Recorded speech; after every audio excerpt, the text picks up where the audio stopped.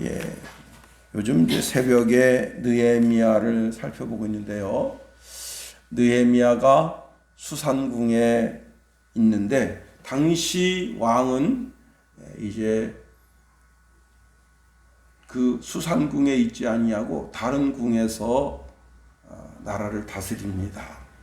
그런데 이제 그 하나니라고 하는 친동생이 유다 사람 두어 사람을 데리고 와서 유다의 형편과 처지를 이야기하는데 예루살렘 성벽은 허물어지고 성문은 불탔다 하는 이야기를 듣게 됩니다.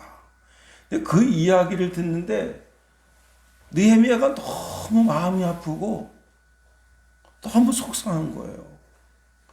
그래서 막 금식하고 기도하고 자기가 왕의 술 맡은 관원이어서 이렇게 막 대놓고 금식할 수가 없어요. 자기도 공무원이니까 궁에 들어가서 자기가 이제 해야 할 일이 있으니까. 그러나 시시때때로 짬을 내면서 금식하며 하나님께 매달린 게 건 4개월 이상 그렇게 기도했습니다. 그런데 이제 왕이 이제 다시 수산궁으로 왔습니다. 그때 왕이 신하가 왕의 얼굴 안색을 살펴야 되는데 왕이 신하의 안색을 살피고 너가 병 있냐 물어보고 느헤미야가 그동안 기도해오던 기도 제목을 자기 마음속에 간직하고 있다가 왕에게 아뢰면서 그리고는 그 기도 응답을 하나님께로 받을 때 그 일련의 모든 과정 속에 하나님의 능하신 손이 예레미야의 기도 위에 있더라 라고 고백하고 있습니다. 자, 오늘 본문의 마노아는 소라 땅 단지파 가족 중에 한 사람입니다. 그는 아주 유명한 사람도 아니에요. 남들이 몰라주는 그런 별 볼 일 없는 사람이에요. 성경학자는 단지파 가족 중에라고 이해할 구절을 가리켜서 단지파에는 원래 이런 가족이 없대요. 단지파에는 수한 가족, 한 가족밖에 존재하지 않는다고 하는 겁니다. 그러니까 자 마노아라고 하는 가족은 그렇게 알려지지도 않았고 이름도 모르는 존재감이 없는 찌질이 같은 별 볼 일 없는 그런 가족이었을 가능성이 아주 높습니다. 그런데 이 가정에 자식이 없어서 그것 때문에 하나님 앞에 매달리게 됐다는 거예요. 하나님께 자기 마음속에 있는 그 아쉬움, 자기 마음속에 있는 그 목마름 때문에 그렇게 하나님께 간구하며 기도하게 됐다는 겁니다. 여러분 속에 있는 아쉬움은 무엇입니까? 여러분 속에 있는 목마름은 무엇입니까? 여러분이 하나님 앞에 드러낼 비전은 무엇입니까? 아니 이 시대를 향한 하나님의 뜻과 섭리와 계획은 무엇입니까?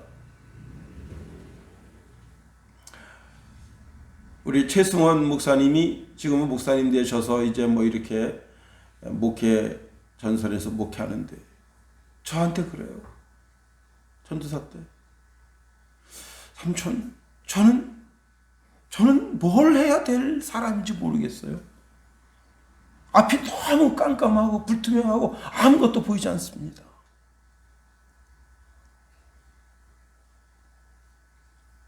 그래서 제가 졸업하는 날 주려고 책을 한 권 샀어요. 그랬더니 누가 또 그 책을 선물해 줬다네. 그래서 그냥 선물해 줬는데 뭐 또 한 권 더 줄 필요 없잖아요, 그죠? 그래서 주지 않았는데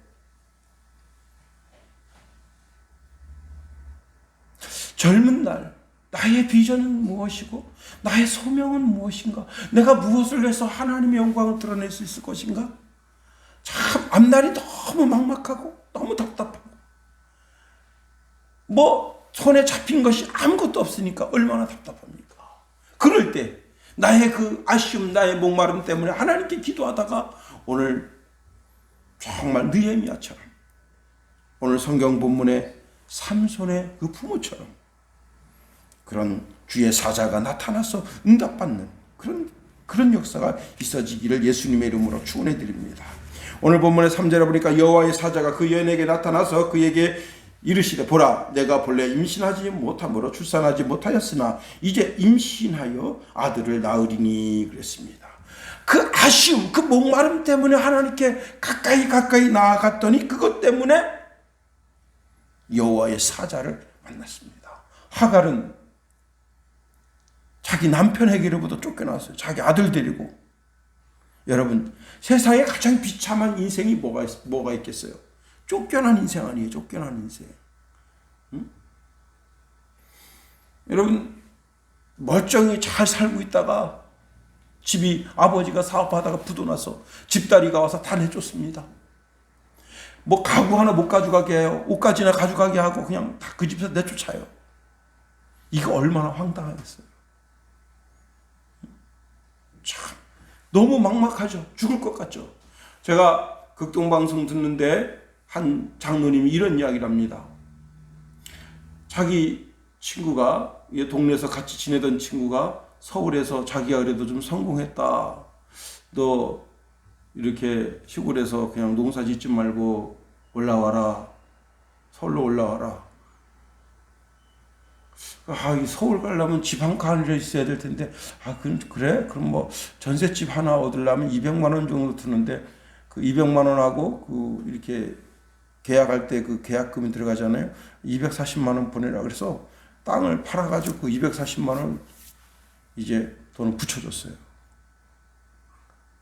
그냥 정작 와서 이삿짐을 이제 그 타이탄 트럭, 2.5톤인가 그 트럭을 빌려서 거기 잔뜩 싣고 거기 딱 왔는데 그 친구놈이 사기 쳐먹은 거예요. 갈 데가 없어, 갈 데가. 자기 시골집에 전답 다 팔았죠. 집 팔았죠. 그리고 자기는 전라도 무안인가 그래요. 그 사람이. 딱 왔는데 그 친구가 연락도 안 되고 짐은 풀어야 될 거 아니에요. 그래서 그 트럭 기사가 여기다 그냥 풉시다. 그래서 길바닥에다 그냥 짐을 다 내려놓은 거예요. 너무 황당하죠. 어떻게 살겠어요. 그래서 이제 짐을 골목에다 내려놓고 옆집 사람한테 묻습니다. 이런 사람 혹시 모릅니까? 그런 사람은 여기 안 사는데요. 거기가 면목동입니다. 그런데 너무 재밌는 게 다 판자촌이에요. 판자촌. 너무 기가 막힌 게 이게 디귿자인데 이쪽도 한 집 있고 뒤에도 한 집 있고 이쪽도 한 집인데 그냥 골목이야. 여기가 뒷골목이에요. 그래서 자기가 그냥 어디 가서 나무 얼기설기 주워다가 이렇게 얹고 그 위에다가 비늘 치고 거기서 사는 거예요. 지금이면 말도 안 되지. 예?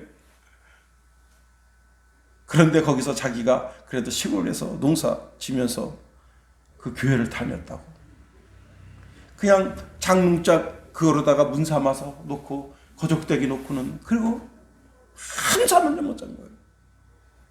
돈 잃은 게 분한 것이 아니라 자기의 어리석음 때문에 분하고 하나님 이거 어떡합니까? 그런데 새벽 종소리가 들립니다. 옛날에는 종 울렸어요. 그래서 그 교회를 찾아 나간 거예요. 그리고 그때부터 서울서 새벽 예배가 시작됩니다.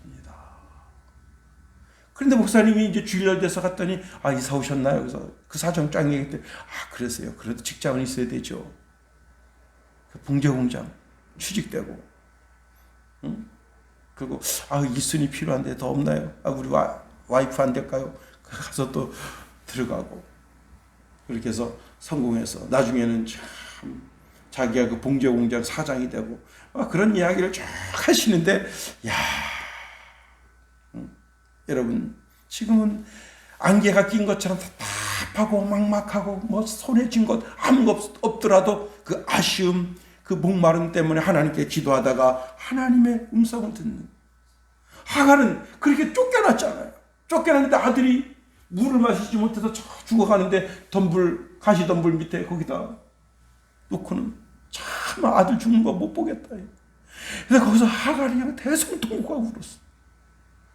그랬더니 하나님의 사자가 나타난 겁니다. 그리고는 눈을 밝혀서 샘을 발견하게 되고 그 샘을 떠다 아들 먹이고 자기 먹고 그렇습니다.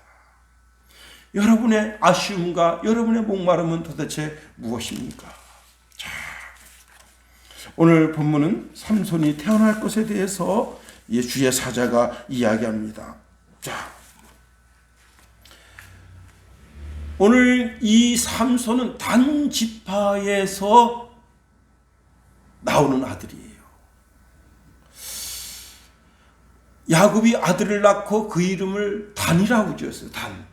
창세기 30장 6절에 보면 라헬이되 하나님이 내 억울함을 푸시려고 내 호소를 들으사 내게 아들을 주셨다 하고 그로 말미암아 그의 이름을 단이라 하였으며, 단이라고 하는 단어의 뜻이 뭐냐면 심판자라는 뜻입니다. 재판자, 심판자. 그러니까 이미 벌써 하나님은 야곱의 가정 속에 먼 훗날에 이 가정 속의 감 속에서 심판자, 사사가 태어날 것을 말씀해 주었다는 사실입니다. 그래서 이제 야곱이 죽으면서 예언을 하는데요. 창세기 49장 16절 18절에 보면 다는 이스라엘 한 지파와 같이 그의 백성을 심판하리로다.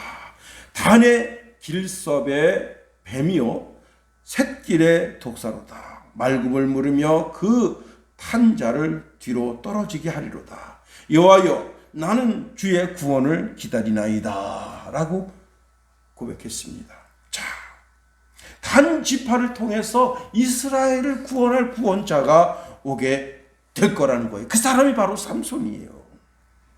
자, 삼손은 그 부모가 자식이 없어서 오랫동안 정말 목마름과 아쉬움 때문에 하나님 앞에 기도하고 또 기도하다가 그 응답하심으로 말미암아 주의 사자를 만났습니다. 이 주의 사자가 누구냐 말이에요. 바로 육신하시기 전 예수님이십니다. 여기 오늘 3절에는 여호와의 사자라 그렇게 되어져 있는데 여호와의 사자를 18절 말씀 보세요. 18절. 여러분 성경 가지신 성경 18절 보세요. 다 같이 한번 읽어봅니다. 시작.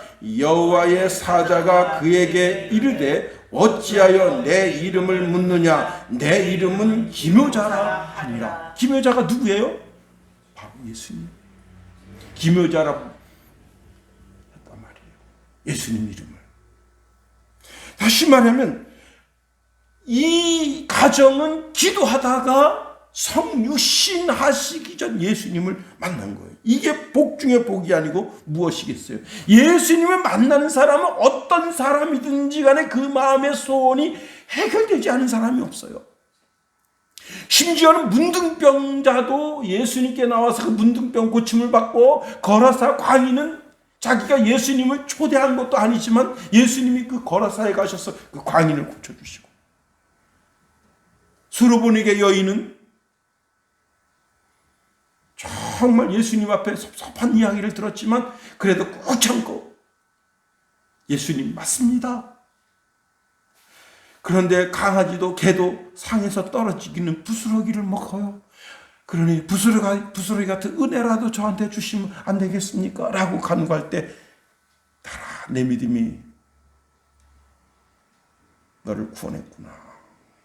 가라 편안히 가라. 내 딸이 너의 힘을 받았느니라 하고 그 딸을 돌려보내줍니다. 예수님을 만나는 사람은 그가 누구 됐든지 간에 자기 소원을 풀지 못한 사람이 없어요. 여러분이 찬송하다가 기도하다가 여호와의 사자 되신 기묘자 되신 예수 그리스도를 만나고 그분으로부터 응답받는 저와 여러분이 다 될 수 있게 되길 예수님의 이름으로 축원해 드립니다. 자, 그 사자가 뭐라고 말하느냐? 너 태중에 있는 애가 태어날 텐데 그는 사명자로 태어난다는 거예요. 이게 바로 마누아 부부가 기도하다가 기도 응답을 받은 축복의 결과입니다. 자, 우리가 오늘 본문에 있는 말씀을 통해서 두 가지로 살펴보려고 하는 겁니다. 첫 번째는요, 주님은 나의 고통을 알고 계신다 하는 겁니다. 그리스도는 마누아 부인에게 내가 본래 임신하지 못하여 출산하지 못하였으나 이제 임신하여 아들을 낳으리라 말씀하십니다. 그리스도께서는, 하나님은 그 만호와 가정에 꼭 필요한 것이 무엇인지 알고 계십니다. 오히려 출산하지 못하게 되는 그 이유 때문에 기도하게 하시고, 그 기도하는 경건의 삶을 통해서 하나님께 가까이 나오게 하신 거예요.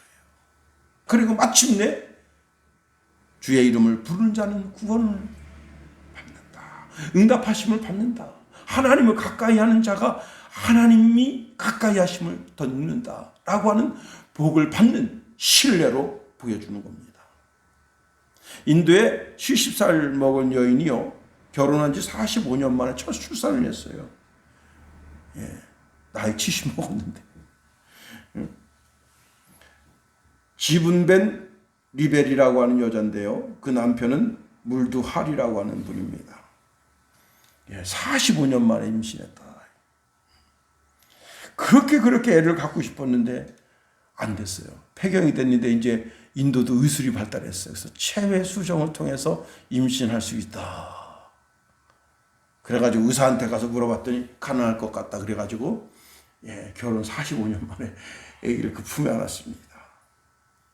자, 리바라라고 하는 여인은 의학의 힘을 빌렸어요.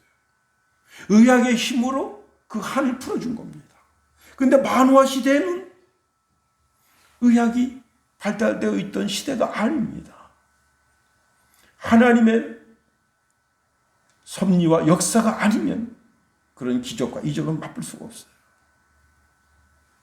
성경의 히스기야는 죽을 병에 걸렸습니다. 그것도 너무 섭섭하게 이사야 목사님이 오셔서 하시는 말씀이 내 집에 유언하라, 내가 죽고 살지 못하리라. 하나님 그렇게 말씀하셨다는 거예요. 응? 하나님이 섭섭하게 기도하는 주의 종 이사야 목사를 통해서, 야, 너 왕 있지, 죽는다 해라. 저렇게 지금 철딱선이 없게 지금 병 걸려가지고 죽어가고 있는데 그것도 모르고 그냥 이 약 쓰고 저 약 쓰고 그러는데 가서 죽는다 하라. 야, 근데 여러분 잘 들으세요. 비록 하나님이 그렇게 말씀하셨더라도 눈물의 기도는 하나님께서 하나님의 말씀을 취소하십니다. 자, 그래서 히스기야가 어떻게 했느냐. 여러분, 예루살렘 성전 있는 쪽을 향해서 그 침상에서 그 정말 얼마나 고통 속에 있겠어요. 그 고통 속에 있는 몸을 일으켜서 성전을 바라보면서 대성통곡하면서 울었어요. 그리고는 이렇게 기도했습니다. 여호와여 구하오니 내가 주 앞에서 진실과 전심으로 행하여 주의 목전에서 선하게 행한 것을 기억하옵소서. 기도 제목이 시원찮하지 않아요. 그냥 진솔하고 담백해요. 근데 이제 이사야 목사님이 가시다가 주의 음성 듣습니다. 야, 너 돌아가서 너 지도자 말이지 15년 더 산다 해라. 그 15년이 뭐냐면 아들을 낳아서 아들을 하나님 말씀 가운데 잘 반듯하게 세우는 나이가 15년이에요. 그렇습니다. 주님은 내 고통을 아신다. 내 괴로움을 아신다. 내 마음의 허전함, 내 마음의 아쉬움을 아시는 분이다. 그래서 그 주님을 찾으면 그 주님이 내 마음의 소원을 들어 응답해 주시는 분이시다 하는 겁니다. 자, 잘 보세요.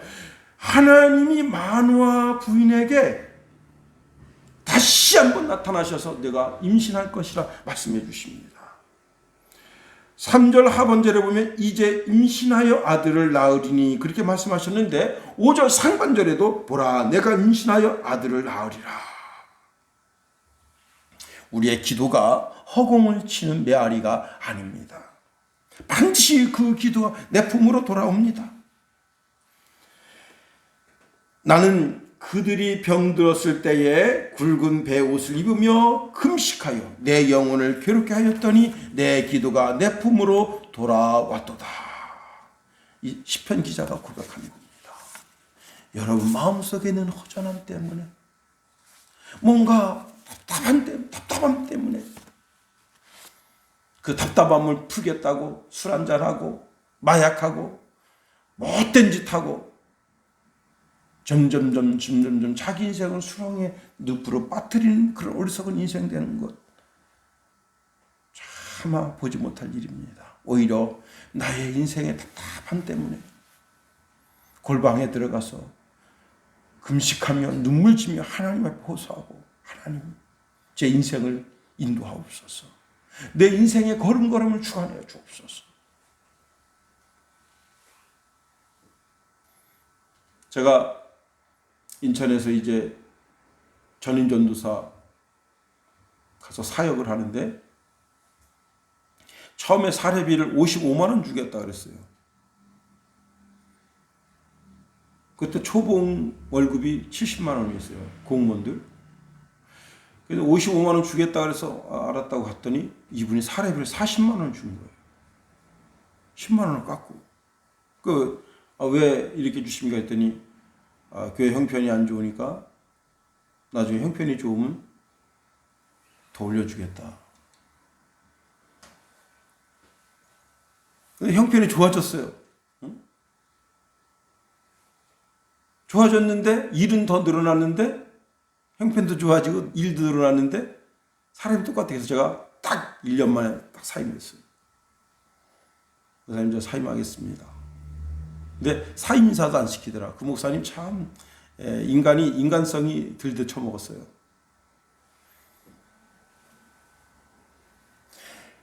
그리고 나서 이제 내가 사방팔방 이제 사역실을 찾았는데 수도노의 장암절교회 김용래 목사님 그 교회에 가서 선을 받습니다. 목사님 우리 교회 와서도 일해라. 그래서 거기 임지를 거기에 정했어요. 그랬더니 이 목사님 그때 내가 발을 붙잡는 거야. 그때 사례비 내가 55만 원 준다 그랬는데 40만 원 줬는데 내가 55만 원 줄 테니까 오라고. 목사님 괜찮겠습니다. 사례비 때문에 그런 게 아니라 사람이 말에 약속을 지키지 않는 것 때문에 그런 겁니다. 그리고는 사역지를 의정부로 옮겨갔어. 근데 그분이 나한테 그러더라고. 너 우리 교단에서 목사 안수 받게 하나 보라. 뒤끝 장렬이죠. 예? 근데 이런 얘기 여직 누구한테 한 적이 없어요. 그때 참 인생 답답했어요. 내가 여지까지 하나님 의지해서 여기까지 왔는데 주여 내가 이런 말 듣습니다. 근데 그분이 그렇게 크게 되지 못하더라고요.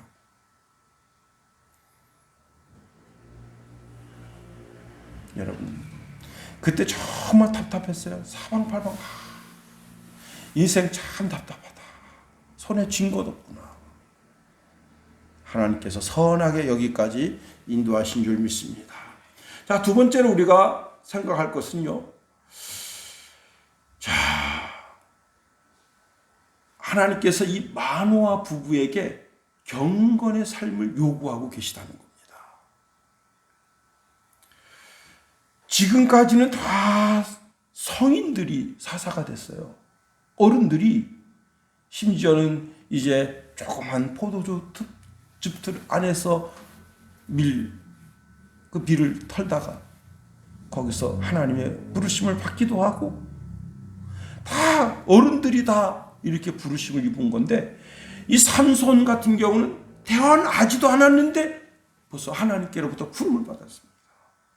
그런데 하나님께서 그 마노아 부부에게 경건의 삶을 요구하십니다. 그게 오늘 보면 4절이에요. 우리 4절 다 같이 한번 읽어봅니다. 4절 시작. 그러므로 너는 삼가 포도주와 독주를 마시지 말며 어떤 부정한 것도 먹지 말지니라. 자, 마노아와 마노아 부인이 아이 태어날 때까지 나시린의 어머니로서 포도주도 마시지 말고 독주도 마시지 말고 경건한 삶을 살라는 거예요.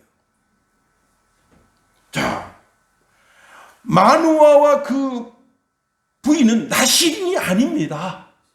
그런데도 하나님은 나시린 그 이상의 경건의 삶을 살아라. 삼손이 태어날 때까지 계속해서 경건의 삶을 살라고 하나님 명령하시고 말씀하신 거예요. 즉 마노아도 그의 아내도 하나님의 구속사 속에서 성별하도록 명령받고 있다. 여러분, 포도주와 독주는 술의 대명사예요. 포도주는 이제 우리가 잘 아는 것처럼 포도즙을 일정 기간 발효해서 나오는 것이 포도주고, 독주는 뭐냐면 포도로만 술 담그지 않고 여러 과일, 여러 곡식을 이걸 이렇게 띄워서 그걸 술을 만듭니다. 그리고 섞어요. 칵테일처럼. 그러면 이게 어떻게 되느냐? 독에 독이 되는 거예요. 제가 지금 이렇게 딱 오는데, 길바닥에서 한 7, 8사람이 죄다 담배 물고 퍽퍽퍽 피면서 술 처먹어가지고 자기 몸도 가누지 못하고 막 비틀비틀대면서, 참. 그리고 또 차 끌고 갈 거 아니죠? 오늘 같은 날은 이제 춘천 경찰서에서 사방팔방에 불금이다. 얘들아, 나가서 음주단속 깨라. 어제 인제에서 저녁 늦은 시간서부터 술 먹기 시작해가지고 새벽 2시까지 술 먹었어요. 이 사람이 트럭을 끌고 가는데 군인들이 이제 요즘 이제 그 훈련 기간이에요. 그래서 도보 훈련하는데 그냥 차를 치고 가갔어요. 4명이 쓰러졌는데 하사관이 크게 많이 다쳤습니다. 그 도망갔어요. 그리고 도망가가지고 이 자기 차에서 떨어진 백미라도 떨어지고 막 그랬거든. 그 잠재 주스로 다시 그 자리에 갔는데 거기서 지금 그 하사관애가 쓰러져가지고 막 쇄골이 나가고 막 그렇게 된 상황이거든. 그래가지고 경찰이 출동했는데 그 상태에서 그 자리를 왜 오냐고, 멍청하게. 그게 딱 붙잡힌 거예요. 근데 안 잡힐 수가 없어요. 왜냐하면 다 CCTV가 있기 때문에 지나간 차가 누군가 다 검색돼요. 만취 상태. 뺑소니 굉장히 무섭습니다.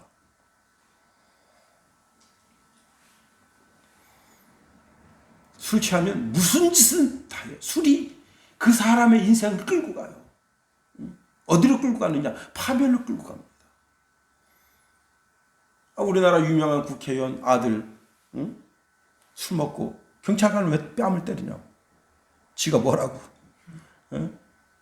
죄송합니다. 술 먹고 너무 그냥 대리운전 불러야 되는데 젊은 기운에 이렇게 됐네요. 죄송합니다. 한마디 하면 경찰관이 이 새끼 바로 싹수가 있네. 알고 보니까 국회의원 아들이야. 너 아버지대로 잘 처리하도록 하라. 벌금을 물든지 뭐 이렇게 하면 될 수 있을 텐데 경찰관 뺨을 때리니까 경찰관이 이거 봐라. 집행유예 기간이에 지금 구속되는 거 아니에요. 지금 이번에 윤석열이가 그 아버지를 데려다가 크게 쓰려고 했는데 국민이 막 벌떼같이 일어나가지고 그런 쓰레기를 가까이 두려고 하느냐. 그러니까 결국 물리친 거 아니에요. 다음 정부에 무슨 장관이나 하나 해먹겠어요? 못 해먹어요. 왜 그런 쓰레기를 청와대 갖다 들여놓으려고 하냐 말이야. 제 아들도 관리 못하니까 어떻게 국민을 관리할 수 있겠냐. 여러분, 술 조심해야 됩니다. 술 먹었을 때는 그냥 무조건 운전대 놔야 돼요. 우리 김관우 집사가 그냥 경찰차가 저거 얼렁얼렁거리니까 그 동네 아저씨인 줄 알고, 그 동네 그 지금 경찰이 이사와 살고 있잖아요. 그 아저씨인 줄 알고 그냥 좋다고 하이퍼단 쓰고 딱 가다가 음주단수 딱 걸린 거 아니에요. 얼마 물어줬습니까? 1,500 물어줬나? 하여튼 뭐 얼마 물어줬지? 그래가지고 그냥 경운기 끌고 다니는데 경운기는 음주단속을 못한대요. 경운기 농기계는 술을 먹어도 음주단속에 걸리지 않는데요. 사고만 안 내면 돼. 참 세상법 신기해요. 그래서 경운기 끌고 다니는데 아주 죽으려고 그러죠. 왜냐? 오토바이 샹샹 달리는데 경운기 달달달달달달. 술 조심해야 됩니다. 여러분, 이 독주를 쉐칼이라고 하는데 아주 상당히 도수가 높은 술을 가리켜 이야기합니다. 더 나아가 부정한 것을 가까이 하지 말라는 거예요. 특히 부정한 것 중에 뭐냐? 시체를 가까이 하지 말아라. 죽은 짐승 가까이 하지 말아라. 너는 이제부터 너의 삶이 너 남편이나 너 아내나 너 가정에 있는 모든 사람들이 아주 경건한 삶, 하나님 앞에 있는 삶을 살라는 거예요. 응? 우리가 기도하는 사람이 하나님 앞에 바짝 다가가서 그렇게 인생 살아야지. 요즘 이제 우리 성훈이가 또 뭐 시험을 앞두고 있으니까 참 자나깨나 기도하는데, 와, 제가 새벽 2시 반에 일어났는데요. 와, 어떤 교회인데 성도들이 크게 실망하고 크게 고통 속에 있어요. 와, 근데 제가 거기서 찬송을 했는데 그게 실제 있는 복음성가인지 아닌지는 모르겠는데 그 제목이 실망하지 마라예요. 너 실망하지 마라. 주 너와 함께 하시네. 와, 제가 거기서 찬양하는데요. 그 찬송이 갑자기 점점점 커지면서 천사들이 화합을 하는데 그 찬송이 하늘과 땅에 꽉 찬 거예요. 옛날에도 한번 그런 일이 있었거든요. 그때는 일방적으로 하늘에서부터 찬송이 들려왔어요. 경배하라. 그 하늘과 땅을 꽉 찬 찬송이 들린 거야. 깜짝 놀란 거야. 내가 처음엔 나는 누가 이제 이런 게 있잖아요. 유튜브 틀다가 잘못 틀어가지고 김선희 사모가 유튜브 틀다 잘못 틀어가지고 그 찬송 소리가 흘러나온 줄 알고 벌떡 깼어. 그때 한 3시 반 정도 됐는데 왜 그냥 자다가 무슨 복음 그걸 틀나고 딱 봤더니 열심히 자고 있더라고. 와, 근데 그 찬송이 온 지구에 꽉 찼어요. 그냥 방안 전체, 춘천시 전체, 대한민국 전체 찬송이 꽉 차. 경배하라. 와, 그때도 깜짝 놀랐는데 오늘 새벽에도 깜짝 놀라. 와, 막 전율이. 근데 막 그 찬송을 제가 막 부르는데 성도들이 막 늦게 울면서 같이 불렀습니다. 천사도 가다봐. 조금 더 하나님 앞에 가까이 가야 되겠구나. 조금 더 하나님 앞에 가까이 가야 되겠구나. 자, 결심은 강한데 또 결심이 곧 무너져요. 그게 뭐 인간이야. 네? 그렇습니다. 아주 오래전에 외국을 나가는데 비행기를 그때 새벽에 가서 타는 거예요. 새벽 5시 반에 탔던가. 근데 일찍 갔죠. 가서 이제 근데 어떤 사람이 의자 4개에 대짜로 누워 있어요. 그 사람 진짜 강심장이 돼. 근데 사람이 처음에는 없었는데 점점 많아지니까 사람이 굉장히 많아졌어요. 근데 우리 노예의 한 목사님이 발을 팍 차더니 일어나. 젊은 사람인데 젊은 사람이 일어나가지고 화내면 어떡합니까? 사람들이 이렇게 하면 당신 혼자 의자를 4개를 차지합니까? 그 사람이 이렇게 일어나더라고. 그 옆에 쓱 가서 앉더라고요. 나는 못 앉겠더라고요. 이야, 그 사람도 그 비행기 타고 가는 거야. 그러니까 일찍 온 거야, 그 사람은. 여러분, 어느 곳에 살든지 우리는 거룩한 삶, 경건한 삶을 살아야 돼요. 데살로니가전서 4장 7절 8절에 보니까 하나님이 우리를 부르시면 부정케 하심이 아니요 거룩케 하심이니 그러므로 저버리는 자는 사람을 저버림이 아니요 너희에게 그의 성령을 주신 하나님을 저버림이라. 경건하게 살아라. 경건하게. 하나님 앞에 있는 것처럼. 경건하다는 게 뭐예요? 거룩하다는 게 뭐예요? 여러분, 죄악된 삶과 복된 삶, 세상적인 삶과 하나님께 대한 삶, 그걸 구분하는 삶을 살라는 거예요. 내 삶 속에서 그런 것을 언제든지 구분하는 삶을 살면서 살아가라는 거예요. 미국 교도소 안에는 목사님들이 계신데요. 그래서 목사님들이 그 교도소에 있는 사람들을 돌보면서 이제 전도도 하고 그 사람들에게 이렇게 신앙적 교훈도 하고 그렇게 하는가 봅니다. 그런데 아주 교활한 사람들이 그 목사님을 속여요. 목사님을 속여서 아주 자기가 아주 경건한 사람인 것처럼 그런 삶을 살아갑니다. 그리고 이제 목사님 뭐라 그러면 예, 주의 뜻을 따르겠습니다. 예, 주의 뜻을 따르겠습니다. 그 목사님이 딱 보면 와, 이 사람이 완전히 정말 하나님 앞에 헌신된 삶을 살겠구나. 그러면서 이 목사님이 거기다가 이제 한 줄 써줘요. 이 사람은 모범수가 됐습니다. 그러면요, 무기징역도 유기징역이 되고, 유기징역, 살인자, 강도, 강간범 이런 게 형량이 팍 줄어버려요. 목사님 사인 하나로. 그리고는 탁 이렇게 모범수로다가 탁 나오면 어떻게 되는 거예요?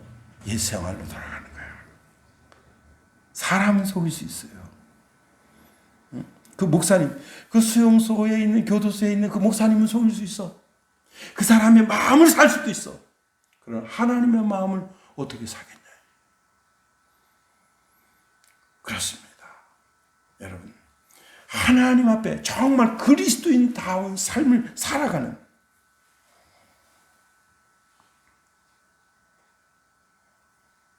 이제 말씀을 마칩니다.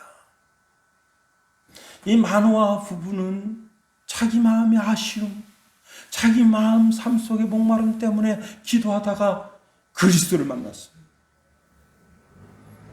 기모자 대신 그리스도를 만났습니다.